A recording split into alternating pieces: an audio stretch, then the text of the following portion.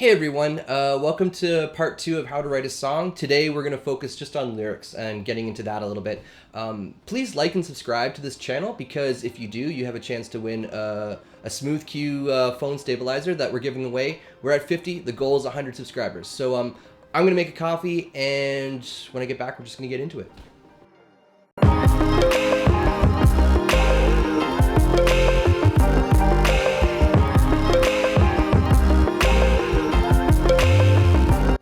Alright, lyrics. Probably the strongest tool a songwriter has to keep somebody hooked from the beginning of their song to the end of their song. You can do this a couple ways, using some kind of repetition, right? Normally like a hook is something that you would see throughout the piece, and that just kind of makes something more memorable. But another thing is the lyrical development is a very important thing, the story of what you're saying. I'm actually surprised how many writers don't think about this. You're actually saying a small story, even though you only have 3 minutes. You're taking the listener on a journey and progressing them to eventually the end of your piece. You could just say how much you love a person in verse 1 and then say the exact same thing in verse 2, which is actually very common in today's music, but why not switch it up a little bit to kind of take them a little bit farther, right? So the first thing I want to talk about when it comes to lyrics is just the concept of development. So before we even start talking about rhyming schemes and rhyming trees and blah, blah, blah, what I want to do is just kind of create some kind of matrix of ideas on how we can develop this song a little bit. Where are we going to take it, all right? There's a few ways we can do this. One way that I would recommend is the Pat Patterson method. Basically, it's the 3-box method. Take a piece of paper, find the title that you like, put it on the top, all right? Then I want you to write a small box, a medium-sized box, and a bigger box. First box is the concept. So it could be the hook, the name of your song, bus stop. The second box, now what we're going to do is we're going to take that idea of bus stop and we're going to develop it a little bit farther, like how you met a girl at a bus stop. You can write that out and develop it a little bit farther. And then your third box is kind of like the conclusion of the box. So it could be like, years later you visit that bus stop, it's empty, your heart's broken, and you wish you had a car or something. I don't know. But that's kind of the concept. It's something very simple. It doesn't have to mean that this is the outline for your verses, but it's just developing some kind of progression. You could do a matrix where you can take your song title and then just draw a bunch of other things that connect to that, and you can use that as a writing tool too. Whatever works best for you, it's totally cool. Right now, we are just brainstorming ideas, right? This could go so many different ways. Here are some tools you have available to you that will make this a little bit easier. Write what you know and playing off senses. So smells, visuals, who, what, where, when, and why. These are all things you're going to jot down in these boxes. Who is this about? Why is this such a big deal? What's going on? Where does this take place? A seasonal thing. Is this happening in the springtime? Is this happening in the fall? Very different imagery you can start pulling from. Don't worry about rhyming at this stage. You are just plotting down ideas. Another really cool tool that you can start thinking about in the development stage is perspective. And what I mean by this is basically who's telling the story to who, all right? So I like to think about this as a bar conversation. If it's first person, it's me and you, right? Me and you are sitting at the bar and I'm telling you how much you hurt me or how much I love you or whatever. First person is probably the most intimate style of writing, right? So if you're writing a breakup song, this could be a very, very personal me and you kind of concept. Another very cool perspective is third person. So basically you are playing the role of God.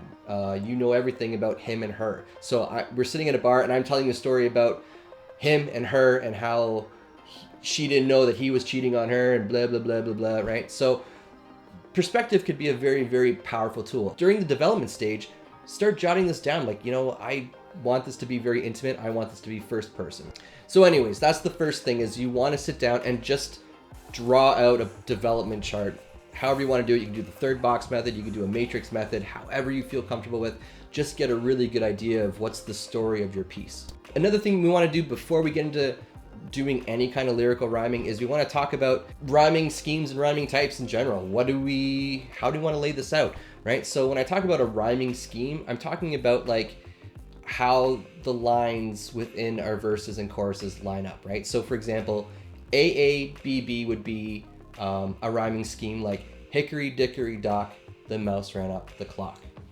That's a very stable line, all right? And you'll hear this kind of concept stable, unstable a bit more as we get more into songwriting. But basically, if you're writing a very like a nursery rhyme or a pop tune, you want a lot of stable imagery, then AABB kind of rhyming works, right? Hickory dickory dock, the mouse ran up the clock.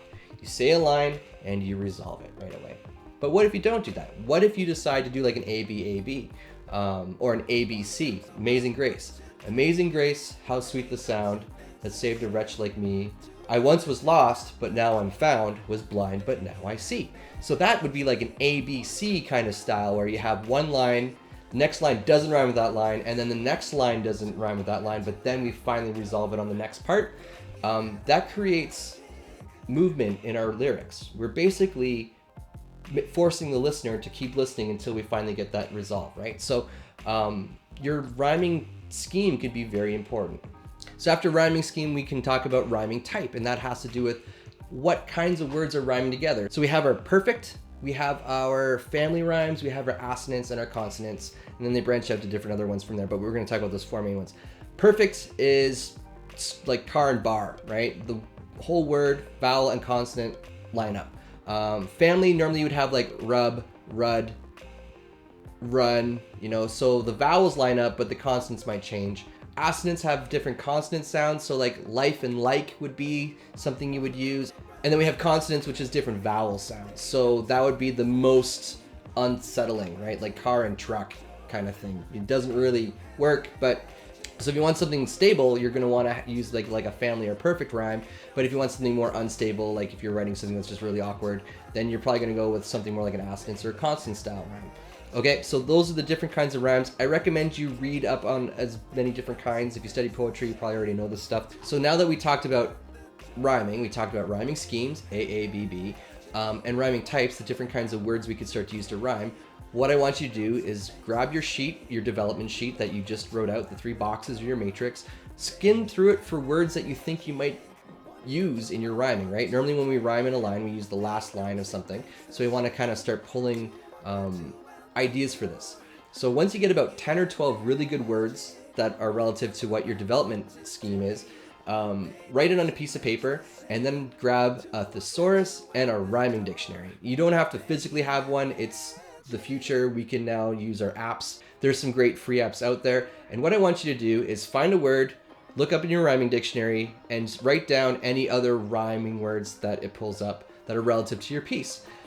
This does 2 things. The first thing it does is it gives you a master list of rhymes that you can pull from when you start writing lyrics, which is really helpful. It also gives you possible new directions you can write to. So you might see a word that it rhymes with that you didn't think about, and all of a sudden your lyrics now are going in a whole different direction, right? So it's kind of killing 2 birds with 1 stone.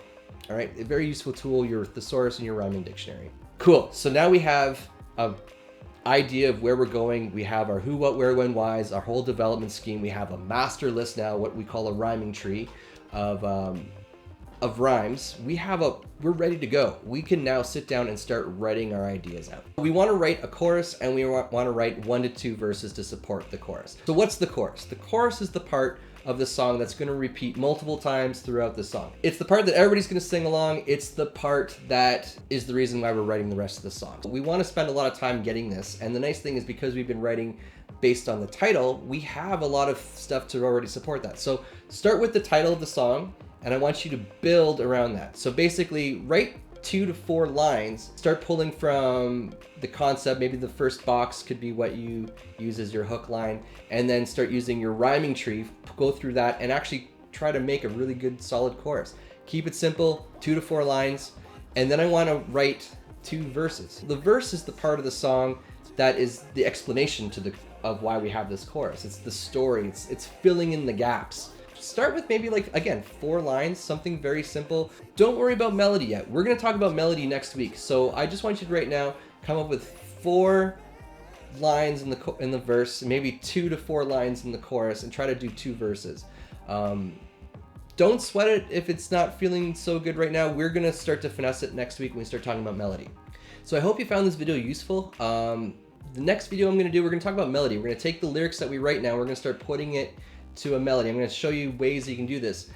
The great thing about this method is you don't have to be a professional musician to write a really good song using this method. In fact, a lot of really strong professional songwriters aren't that good of musicians. They actually know how to work this process really well. And the more you do this, the better you get at it. Look at this right now as a writing exercise. Anyways, I hope you found this video useful. If you have any questions, please hit me up in the comments, or you can direct message me. I am more than happy to get back to you on it. Please like and subscribe.